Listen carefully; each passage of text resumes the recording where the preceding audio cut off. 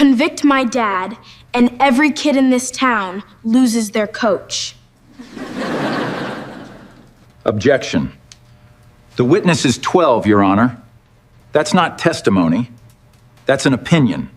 Then explain the video. That is not how cross-examination works, Ms. Boone. You spent 20 minutes asking me about a video I recorded. Ask me what's actually on it. Your Honor, I'd ask the witness to confine herself to yes and no answers. I'm asking the court to actually watch it before you decide my dad doesn't matter to this town anymore. Your Honor, this is exactly the kind of... Sit down, Mr. Lassiter. She's a child, Your Honor, not a legal strategist. She's also right that this court hasn't watched the video yet. Sit down, Mr. Lassiter. Emmett Boone did not move. Answer the question. Nothing more. He told her the whole drive over. She had never once done what he told her when it counted most. Grady Winslow did not look at Wren at all. He looked at his phone, thumb already moving. Handle the reporter before recess, he typed to Lorraine Vetch. Not quite enough for the row behind him to miss it. Enough. Judge Corwin Ashby set down his pen. This court does not run on the sincerity of a witness, however real it is. Your Honor, the tape hasn't been authenticated twice this week, counsel. Ashby did not look up. A video is evidence, not an opinion. Play it. Then you get your cross. 2 months earlier, none of this had a name yet. Not a courtroom, not a video, not even a diagnosis of what kind of town Millhaven actually was underneath its Friday night bleachers. It was only a coach who believed a rule so completely he said it out loud before every practice. And a county office that believed a budget line more than it believed a blinking red light. Emmett Boone was 41 years old, and for 15 years he had run Millhaven Youth Athletics almost single-handedly. Football in the fall, basketball in the winter, track in the spring, free to every child in a town where the nearest private club charged more in a season than some of these families made in a month. He had built it from a folding table and a box of hand-me-down jerseys into the only thing in Millhaven that still belonged to every kid, regardless of what their parents could afford. And he had done it the same 3 years he'd spent raising his daughter alone. After a car accident on the county highway, took his wife Sylvie home from a coma she never woke up from. Wren had been 9. She was 12 now, and she still kept her mother's reading glasses in the front pocket of her backpack, for no reason she could explain to anyone, including herself. Emmett remembered the night of the accident, the way he remembered very little else in his life clearly, not in order, but in flashes. A deputy's flashlight sweeping across the kitchen window. The particular way Wren had gone very still on the stairs. 9 years old, already understanding from his face alone what the words were going to be before he said them. He had held his daughter on the bottom step for an hour that night, neither of them speaking. And somewhere in that hour he had made a promise to himself that he never once said out loud to anyone. That whatever he could control, he would control completely. Because he had just learned, in the worst possible way, exactly what it cost when nobody checked the thing that needed checking. Sylvie's reading glasses had been in her coat pocket at the scene.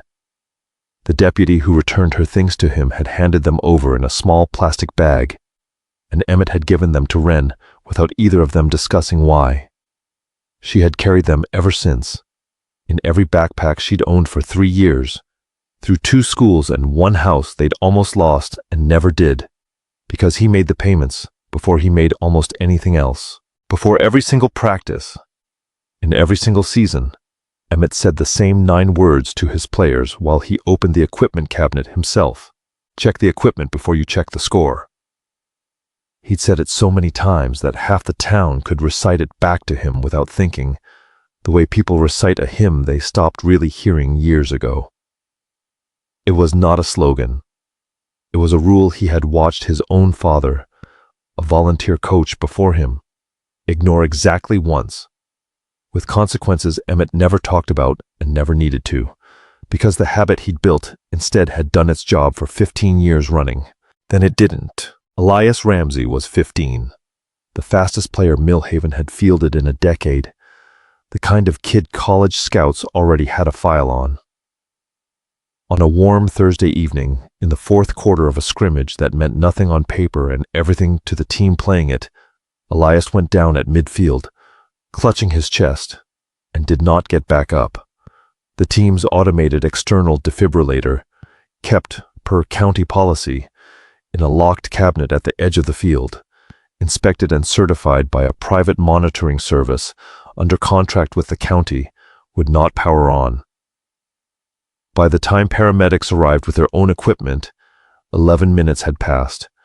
Elias Ramsey did not survive the night. What no one on that field knew yet was that the AED's battery had been flagged as critically low 3 weeks earlier, in an automated alert sent by SentryCheck, the equipment monitoring vendor under contract with Millhaven County, straight to the desk of Grady Winslow, Deputy Director of the County Parks and Recreation Department. Winslow was 7 weeks from a primary election for county commissioner, running hard on a platform of fiscal discipline, and a battery replacement order that quarter would have pushed his department's safety equipment line over the number he'd already promised voters he could hold flat. He did not delete the alert. He simply never acted on it and told himself, the way men like him always do, that nothing would come of waiting one more cycle. 2 weeks before Elias Ramsey's death, Winslow stood at a podium in the community center gymnasium and told a room of 80 voters that his department had reduced discretionary spending for 4 straight quarters without cutting a single service families actually rely on. What about the youth athletics budget specifically? A reporter from the county paper asked afterward. I understand your office reviewed several maintenance requests from that program last quarter. Every request gets reviewed on its merits, Winslow said, smiling the smile of a man who had answered easier questions than this one for years, and never once been made to answer for the ones underneath it. I trust the professionals in that department to flag anything urgent. That's what the process is for. Nobody in that gymnasium knew that a request marked critical had been sitting in his own inbox for a week by the time he said it. The Ramsey kid is dead, and there is an equipment file in this office with my name nowhere on it, Winslow told Lorraine Vetch, the department's facilities compliance coordinator, on a call he placed from his car outside the district office, the kind of call a careful man makes somewhere no assistant logs it.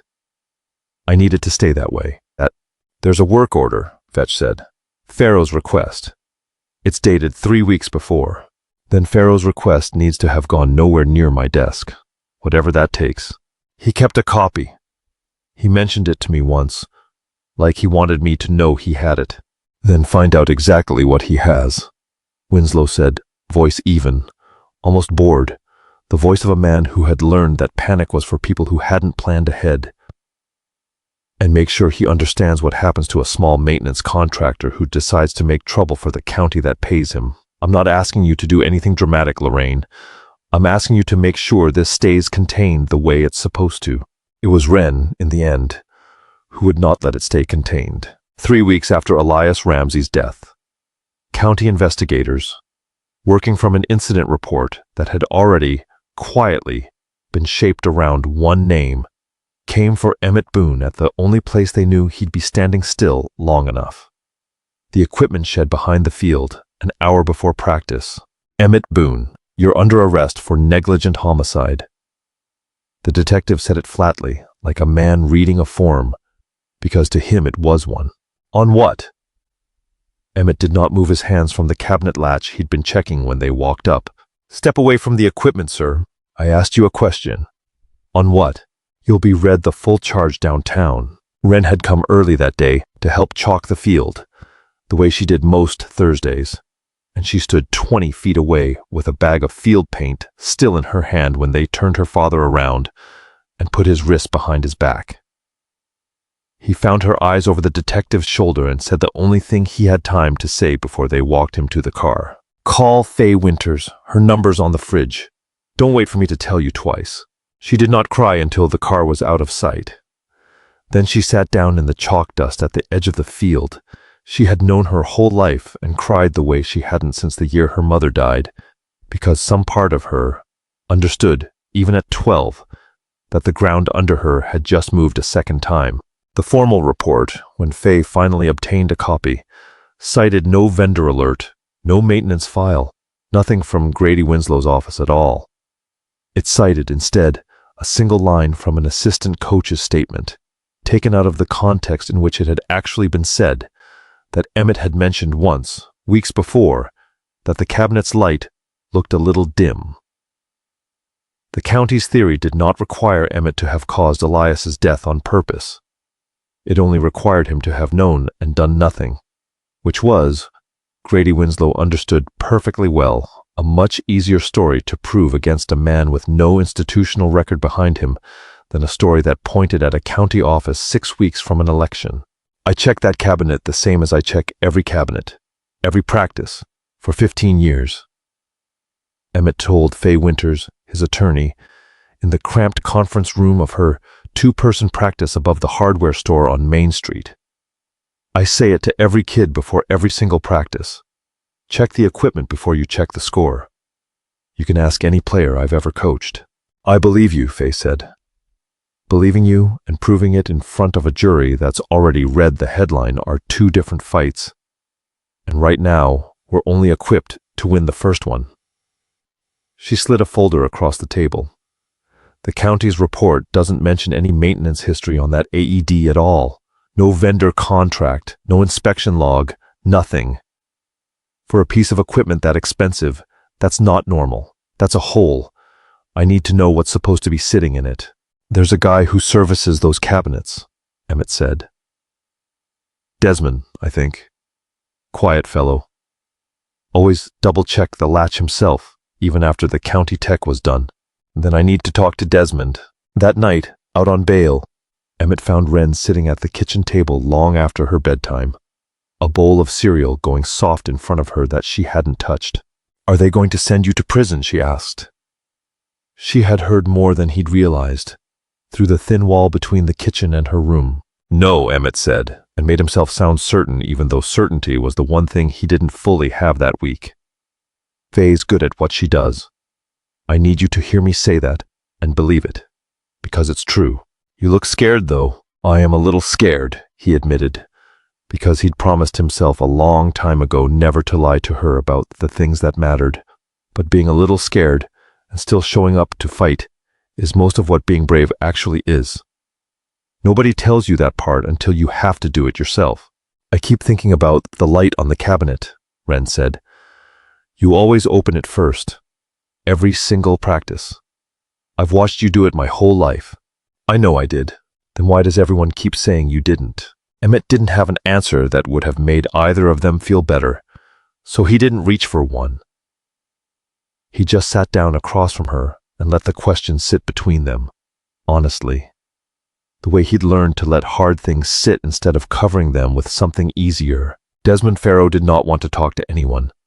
He was 38, married with 2 young children, and the county's facilities maintenance contract was the difference between his family keeping their house and not, a fact Lorraine Vetch had made sure to remind him of, gently and specifically, within a week of Elias Ramsey's death. But he had also spent 3 weeks lying awake beside his wife, running the same loop. He had seen the warning light. He had filed the request. He had watched, from a folding chair in his own kitchen, the local news report that a coach, a good coach, a coach whose name every kid in town could say with something like reverence, was going to prison for something Desmond Farrow had tried, on paper, to stop. He met Faye Winters in a diner 2 towns over, not in his own truck, and slid a single printed page across a sticky table before he'd even ordered coffee. This is the alert Sentry Check sent me, he said. Date, time, unit serial number, battery status critical. I forwarded it to Grady Winslow's office the same afternoon. I have the sent copy on my own account because I learned a long time ago that anything you report to that department has a way of not existing anymore once it lands. Why keep a copy at all before anyone had a reason to ask? Because I've worked for that department for 6 years, Farrow said. And I've watched safety orders disappear before. I never had proof any of them mattered until now. I wish to God I didn't have proof this one did. At the county's first evidentiary hearing, 2 weeks later, Faye entered Farrow's testimony into the record. He described, in short, plain answers, exactly what he had seen, exactly what he had sent, and exactly who he had sent it to. You reported a critical battery failure on this specific unit, Faye said, on this specific date. Yes, 3 weeks before Elias Ramsey died. Yes, and you sent that report where? To Deputy Director Winslow's office directly. That's county protocol for critical alerts. Did you receive any response? No response. No work order. No replacement battery was ever issued for that unit. Objection, Lassiter said, rising halfway out of his seat. Counsel is asking the witness to speculate about internal departmental handling he has no personal knowledge of. I'm asking what he sent and to whom, Faye said. That's not speculation. That's the whole hearing. I'll allow it, Judge Ashby said. Continue. Mr. Farrow, in 6 years servicing that department's equipment, how many critical alerts had you sent before this one? 9. And how many of those 9 received a response or a work order within a reasonable time? All of them. This is the first one that didn't. What was different about this one? Nothing on my end. I filed it exactly the way I filed the other 9. Farrow paused. The only thing I can tell you is different is the timing. It landed 7 weeks before an election. Deputy Director Winslow is running in. Objection. Speculation as to motive. Sustained as to motive, Ashby said. The witness will confine his answer to what he observed, not why. Withdrawn, Faye said. Nothing further for now. It was the first real crack in the county's case. And for one afternoon it felt like enough. Faye moved to admit the sentry check alert as a full exhibit. Outside the courthouse, word moved through Millhaven the way it always had, faster than any official statement. Parents who'd once trusted Emmett with their kids without a second thought started showing up to hearings just to sit in the gallery. Some of them former players themselves, grown now, still calling him coach out of habit whenever they spoke to reporters on the steps. At the hardware store on Main Street, where half the town still stopped for coffee before work, opinions split down a line that had nothing to do with facts and everything to do with fear. Some regulars went quiet when Emmett's name came up, the way people go quiet around a thing they no longer know how to feel about. Others didn't. Man coached my son for 3 years, said Otis Farrell, who'd played linebacker for Emmett a decade earlier and now ran the register most mornings. I watched him check that cabinet before every single practice, rain or shine, playoffs or scrimmage. You want to tell me that man let a kid die on purpose? You're going to have to do a lot better than a headline. Nobody said on purpose. Someone answered from the back of the line. Then say what you mean, Otis said, instead of letting the county say it for you. It was a small exchange, over almost as soon as it started, and it changed nothing about the case sitting in front of Judge Ashby. But it was the kind of thing that traveled through a town like Millhaven faster than any exhibit number.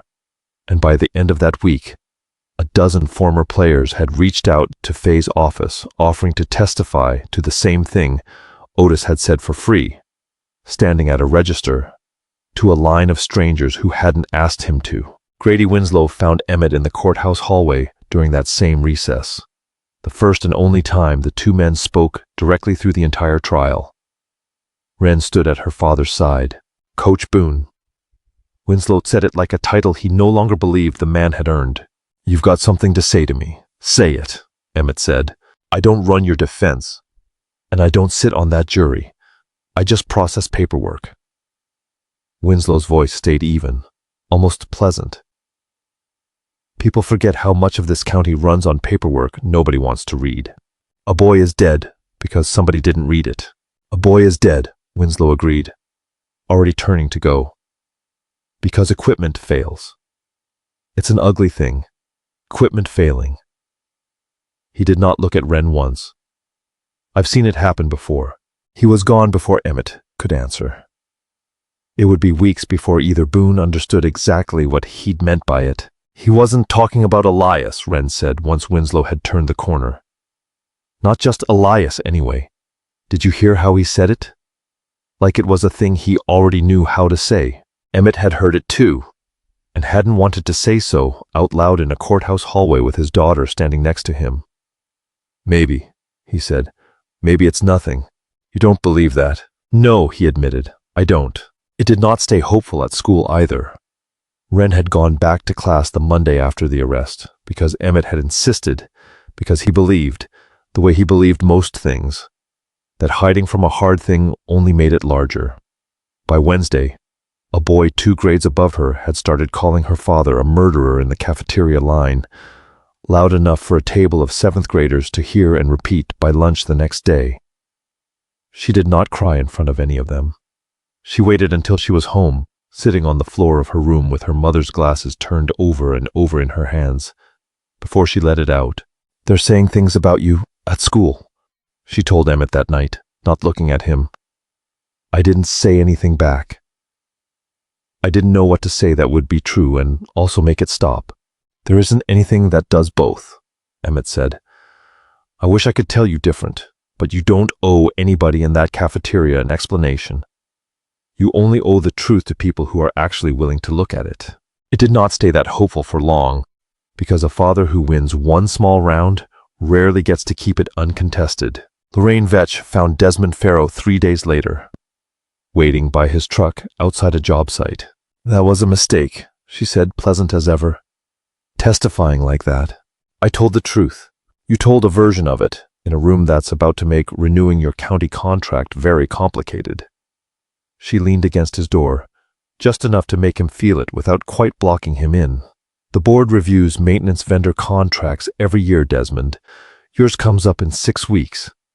I'd hate for unreliable documentation practices to be the phrase that ends up in that file.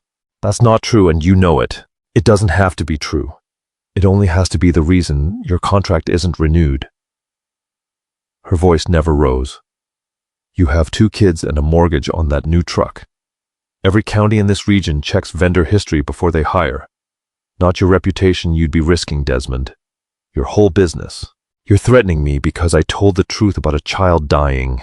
I'm reminding you what telling it costs, Vetch said. I didn't write that rule, Desmond.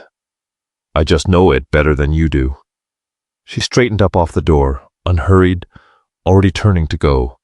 Think about your kids before your next hearing date. That's all I'm saying. Farrow called Faye that same night, his voice wrecked. I can't. I have a family. If I lose that contract, I lose everything I built. I'm sorry. I can't testify again. At almost the same hour, Emmett sat in Wren's room, going through the drawer where she kept her old phone, the one she'd upgraded from 6 months earlier. Looking for a video she swore she remembered filming. I know I recorded practice that week, Wren said, for my media class project. You, right by the cabinet, saying the thing you always say. That phone's been in a drawer for months, Wren. It might not even turn on. Then let's find out. She pressed the power button. Nothing. It's dead. I don't even know if the file's still on it, or if I backed it up before I switched phones, or if I did something stupid and deleted the whole folder to make room for something else. Then we charge it and we find out. What if there's nothing there? Then there's nothing there, Emmett said, because he'd promised himself a long time ago never to hand her false comfort. But you don't stop looking for a thing just because you're scared of not finding it. The county's case, for the moment, was winning anyway. Yvonne Ramsey, Elias's mother, sat in the front row of every hearing, her face unreadable. And when a local news crew caught her outside the courthouse, she said the only thing grief had left her able to say cleanly, I trusted that man with my son every single day for 2 years. I need someone to explain to me why my son isn't alive and that man still is. It ran on every local station that night. It was not untrue. It was not the whole truth either, and Yvonne Ramsey did not yet know that, and Grady Winslow was counting, specifically, on her never finding out in time to matter. The second evidentiary hearing did not go the way the first one had. The defense seeks to admit the sentry check alert log as Exhibit 12, Faye said. Objection, Lassiter said. This document was produced by Mr. Farrow from his personal email account, not from SentryCheck's own business records. Without a records custodian from SentryCheck present to authenticate it, it's inadmissible hearsay, Your Honor. Anyone could have altered a forwarded email. He's right, Judge Ashby said, after a long pause that told the room he did not enjoy being right about it. I can't admit a business record without the business's own custodian to authenticate it. Ms. Winters, do you have someone from SentryCheck prepared to testify? Faye did not. SentryCheck was headquartered 2 states away, and its legal department had spent a week returning her calls with polite, immovable delay. A small vendor with no appetite for a criminal trial it hadn't asked to be part of, and no obligation to send anyone unless compelled by a subpoena that would take time the trial schedule did not have. Then Exhibit 12 is excluded pending proper authentication, Ashby said. The trial will proceed on the schedule as set. Wren sat in the gallery when it happened, close enough to see her father's shoulders drop half an inch, the only sign he ever let himself give in public that something had actually landed. She did not understand every word of the ruling. She understood exactly what it meant. It was, everyone in that courtroom understood without needing to be told, the moment the case tipped. The county's timeline moved forward. Yvonne Ramsey's statement kept running on local news. Farrow's recantation, once it became known through the grapevine of a small county government, made every remaining witness on Emmett's side quieter than they'd been the week before. Emmett sat through it with his hands folded on the table in front of him, the same posture he used on the sideline when a game was slipping away in the 4th quarter, the posture of a man who had learned there was no dignity in looking panicked in front of people who were watching to see if you'd earned your reputation or only borrowed it. He did not feel that steady once he got home. He sat on the edge of Wren's bed after she'd finally fallen asleep and allowed himself for the first time since his arrest to imagine the actual shape of a guilty verdict, not as an abstraction, but as a Tuesday, a specific Tuesday, on which his daughter would go home from a courthouse to a house he would not be living in. He did not sleep that night. He drove to the field before sunrise instead, let himself into the shed, and opened the equipment cabinet one more time, out of habit more than purpose, and stood there a long while in the dark with his hand resting on a shelf that had never once, in 15 years, let him down until the one time it mattered most, and he still could not make himself believe the fault had ever actually been his. I'm not going to lie to you, Faye told him, after the gallery had cleared. Right now, the way the record stands, a jury convicts. We have a countdown, Emmett. Closing arguments begin in 2 days. If we can't put something new and admissible in front of that jury before then, this is the record they deliberate on. That night, Wren sat on the floor of her room with her old phone plugged into the wall, the charging light blinking red in the dark, the way the AED cabinet's warning light must have blinked, unseen, for 3 straight weeks. When it finally powered on, the video folder loaded, and the file from her media class project was there. But it wouldn't play. A gray triangle sat frozen in the center of a black square, no matter how many times she tapped it.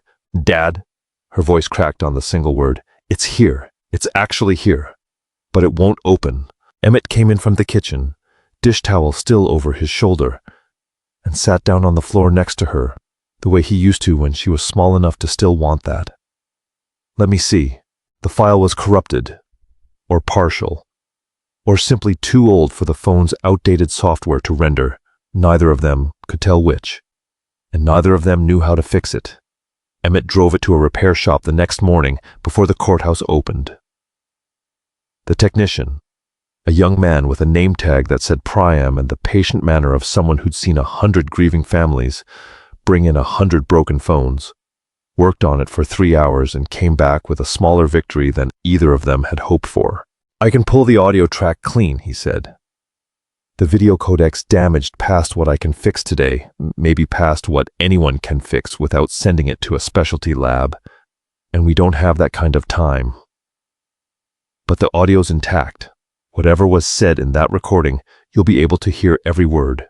It was not the whole thing. It was not nothing. Ren played the 26 seconds back so many times that night that she memorized every sound in it before anyone else had heard it once. Her father's voice, the players laughing, the cabinet door creaking on its hinge. On the 9th or 10th listen, she caught something underneath all of it, so faint she had to press the phone directly against her ear to be sure. A small electronic double beep, buried in the background like it wasn't supposed to matter to anyone. "Dad, listen to this part." She played it again, louder. "What is that?" Emmett listened twice before he understood what he was hearing. "That's the cabinet doing its self-check. It does that every time you open the door. It means the machine was reading itself as working. So it proves the AED wasn't broken that day. It proves it wasn't broken the day I recorded this," Emmett said carefully, because he had learned never to promise her more certainty than he actually had. "We don't know yet if that's close enough to matter.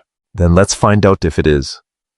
She was already texting Faye before he could tell her it was too late to call anyone that night. Faye Winters listens to the audio file twice in her office the next morning. The moment Ren's message reached her, 26 seconds of a coach's voice carrying across an open field. Players laughing in the background, a cabinet door creaking open on its hinge, and Emmett Boone's voice, unmistakable, saying the same 9 words he had said before every practice for 15 years. "Check the equipment before you check the score." Underneath it, faint but audible if you knew to listen for it, the electronic double beep of an AED unit completing a self-test cycle. Proof, if a jury could be made to hear it the right way, that on the day of that recording, the machine had still been working, and that Emmett Boone had done exactly what he claimed he always did. "It's not the video," Faye said, "but paired with expert testimony on what that beep means, it corroborates everything Farrow already told this court once. The question is whether I can get Desmond Farrow back on that stand before closing arguments, and whether I can get anyone from SentryCheck here in the next 2 days to make Exhibit 12 admissible again. Both, Emmett. I need both." "Desmond's scared. I don't blame him." "I know. I'm going to ask him anyway." Faye drove to Desmond Farrow's house that night and sat with him and his wife at their kitchen table until nearly midnight, not arguing, only laying out, plainly, what the record would say about him either way, that a man had told the truth once and stopped, or that a man had told the truth and kept telling it even when it cost him something real. "I looked into Grady Winslow's employment history while I was waiting to hear back from you," Faye said near the end, almost as an afterthought, sliding a printed sheet across the table. "Public personnel record, nothing confidential. 6 years with a different county's parks department before he came here. There's an incident in that file I think this jury needs to hear about." Farrow scanned the page, then looked up. "This isn't the first time. I can't prove intent," Faye said. "I can prove a documented history. That's not hearsay. That's a public record, and it doesn't need your courage to exist." She let that sit. "But it needs your voice to mean something to a jury instead of just sitting in a file no one reads." Desmond Farrow did not sleep that night. In the morning, he called Faye before she'd finished her coffee.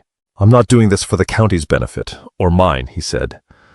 "I'm doing it because, somewhere, there's a family in Ashcombe County who never got what the Ramseys and the Boones might actually get this week, which is somebody willing to say it out loud in a room with a judge in it. Tell me what you need." What Faye needed, with 2 days left before closing arguments, was a records custodian from a reluctant Shiite out-of-state vendor and a witness willing to walk back into a courtroom that had already humiliated him once. She filed the emergency motion for an expedited subpoena that same night and stood in front of Judge Ashby the next morning to argue for it herself. "Your Honor, SentryCheck's legal department has had a week to produce a custodian and has offered nothing but delay. This court excluded critical evidence for lack of authentication.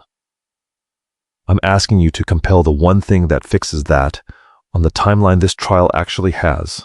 Mr. Lassiter, the county takes no position on the defense's scheduling difficulties," Lassiter said, which was as close as he came, that week, to admitting he had nothing left to object with. "Motion granted," Ashby said. "The subpoena is expedited.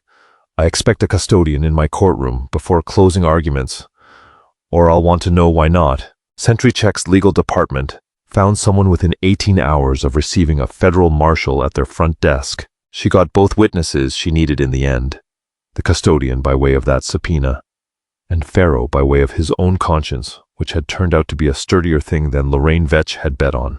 The reconvened hearing, the day before closing arguments, was fuller than any that had come before it, because word travels fast in a small county where every family has, at some point, trusted the same handful of institutions with the thing they loved most. The defense recalls Desmond Pharaoh, Faye said, and moves again to admit Exhibit 12. Now properly authenticated, a woman in a gray blazer rose from the gallery. Hearing officer, Your Honor, Renata Ojeda, records custodian. Sentry Check equipment, monitoring. I can confirm this alert was generated and transmitted by our system on the date and time shown to the recipient address on file for Millhaven County Parks and Recreation. Our server logs are independent of any county system and cannot be altered by county personnel. Objection, Lassiter said with noticeably less conviction than the week before. Overruled, Ashby said. Exhibit 12 is admitted. Faye turned back to Pharaoh. You testified once before and then withdrew that testimony. Why? Because Lorraine Vetch threatened my family's livelihood in a parking lot 3 days after I told the truth the first time, Pharaoh said, and I let that threat work on me for 3 weeks. It doesn't get to work on me any longer. I sent that alert. Deputy Director Winslow's office received it. No battery was ever replaced. I have the sent record on my own account because I've watched this department lose paperwork before. And I wanted, at least once, to be able to prove I hadn't imagined it. One more question. Faye held up the printed personnel record. In the course of preparing to testify, did you learn anything about Deputy Director Winslow's history at his previous position? Objection. Relevance. It goes directly to knowledge and pattern, Your Honor, Faye said. I'll connect it in one question. I'll allow it, Ashby said. 6 years ago, Pharaoh said, in Ashcombe County, a coach named Silas Monroe was blamed for an equipment-related death that internal records show Winslow's own department had been warned about and failed to act on. Monroe lost everything. Winslow was promoted 11 weeks later. I didn't know this when I sent my report 3 weeks before Elias Ramsey died. I know it now. The room went silent in the way a room goes silent when it has just watched a pattern get named out loud with nowhere left for it to hide. Faye called Grady Winslow to the stand that same afternoon, under subpoena, and did not raise her voice once through the entire examination, because she had learned, watching Emmett Boone coach from the gallery for 2 months, that some of the most damaging things a person can say get said quietly. You received Mr. Pharaoh's alert on the date shown in Exhibit 12. I don't recall every alert that crosses my desk. This one specifically flagged a critical failure on safety equipment used by children. My department handles hundreds of maintenance requests. Did you, or did you not, authorize a replacement battery for that unit before Elias Ramsey's death? A pause. No. Why not? Budget allocations for that quarter had already been set. Set by whom? By my office. 7 weeks before Election Day, correct? I don't see the relevance of my campaign calendar to a maintenance request. You will, Faye said, in a moment. Were you aware, at the time you declined to act, that a similar failure to act on a maintenance warning had already cost a coach his career and reputation in your previous county? That situation was investigated and resolved through the appropriate channels. Was Coach Monroe ever cleared? Silence. Answer the question, Ashby said. No, Winslow said. He wasn't. And were you promoted 11 weeks after his career ended? I don't see what my promotion history has to do with this case. It has everything to do with whether this court believes you didn't know what a warning like that meant, Faye said, or whether you knew exactly what it meant both times and made the same calculation twice. She let it sit a moment before turning away. That's not a budget decision, Your Honor. That's a man who has learned that silence is good for his career and built a second one on it after the first one already cost a family everything. Grady Winslow said nothing. A man does not get to explain away a second silence sitting next to a first one. There is no version of that sentence that comes out sounding like anything other than what it is. The next morning, before closing arguments began, Faye played the recovered audio for the jury. 26 seconds of an open field, and a coach's voice, and a small electronic beep underneath it, and then Emmett Boone's own words, spoken 15 years worth of times before that single recording ever existed. Check the equipment before you check the score. Wren sat in the second row, hands folded tight in her lap, and when the recording ended, she looked up and found her father's eyes across the courtroom, and neither of them looked away. This hearing, and this jury, has heard over the course of 2 months what it actually looks like when an institution chooses a budget line over a warning light, twice, in 2 different counties, and then reaches for the nearest innocent man to carry the weight of that choice. Judge Ashby said, once closing arguments had ended and the jury had returned. I am not the finder of fact here. That belongs to this jury, and I will not substitute my judgment for theirs.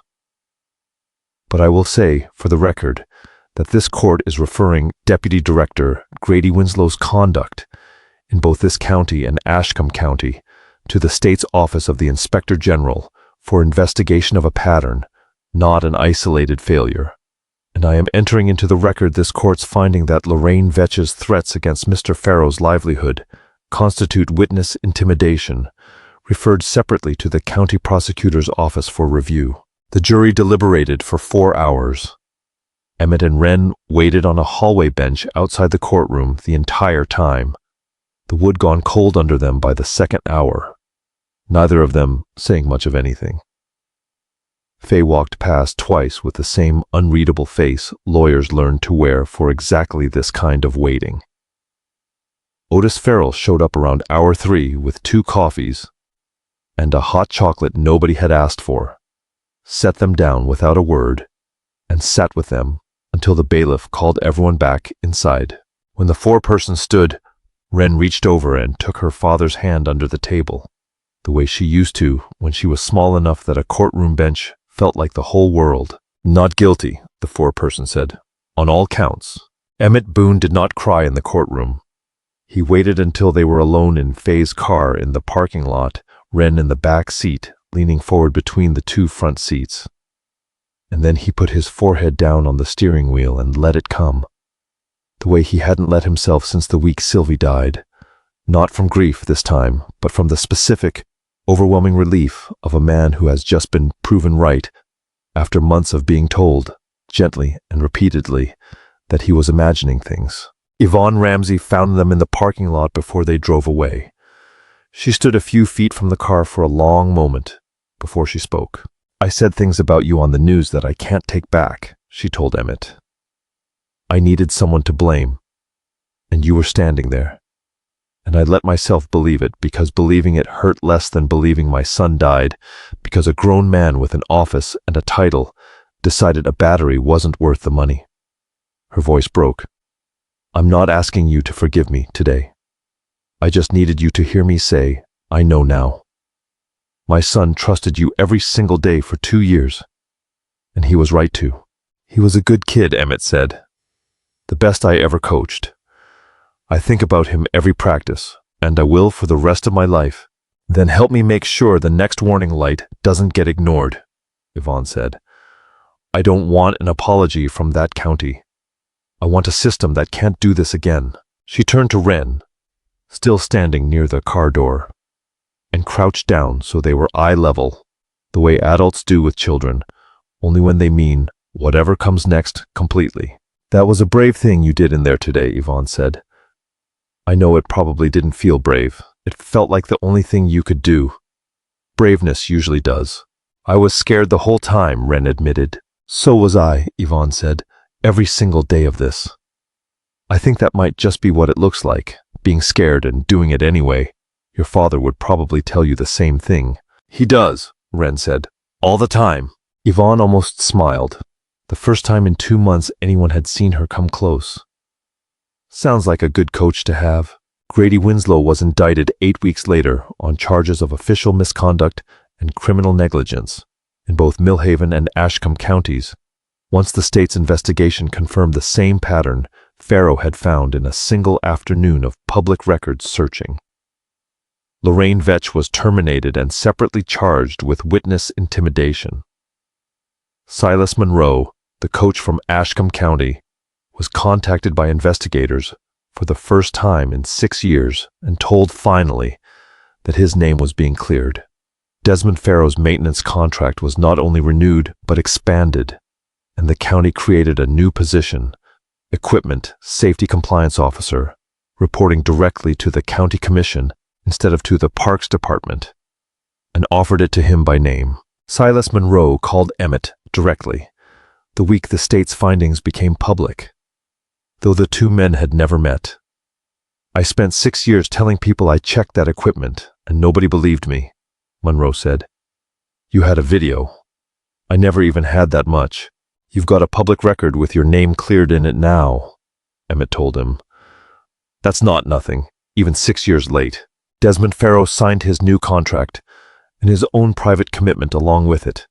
Every critical alert would now be logged, time-stamped, and forwarded automatically to the county commission itself, bypassing any single department head's inbox. The county eventually put his name on the policy. He did not tell anyone at home for 3 days, because he wasn't sure yet how to explain why it made him cry in his truck before he could bring himself to walk inside. Millhaven Youth Athletics did not fold.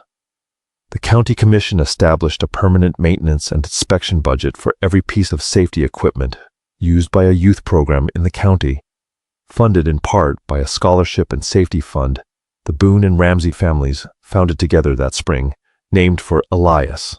Yvonne Ramsey sat on its board herself, alongside Emmett, a thing neither of them could have imagined the week she'd stood outside a courthouse and told a news camera she needed someone to explain why her son wasn't alive and Emmett Boone still was.